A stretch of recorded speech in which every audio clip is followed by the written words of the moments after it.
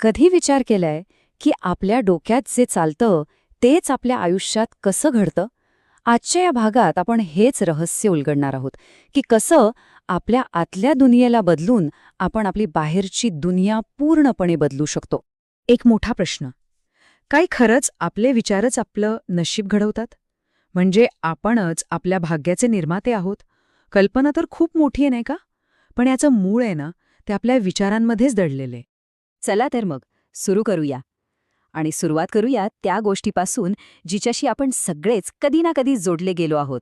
नकारात्मक विचारांचं जाळं. कल्पना करा, एक व्यक्ती आहे जी स्वतःच्याच विचारांच्या एका विषारी धुरामध्ये अडकलीये. आपण सगळ्यांनीच हे अनुभवलंय, नाही का?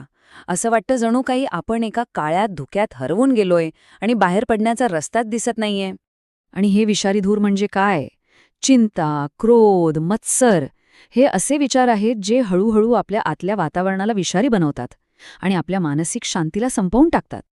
आता विचार करा, जर आपल्या आतमध्येच इतका कचरा भरलेला असेल, तर बाहेरून आनंद शोधण्याचा प्रयत्न करणं म्हणजे निव्वळ वेळेचा अपव्यय आहे, बरोबर? कारण आतमध्ये आनंदाला जागाच शिल्लक नाहीये.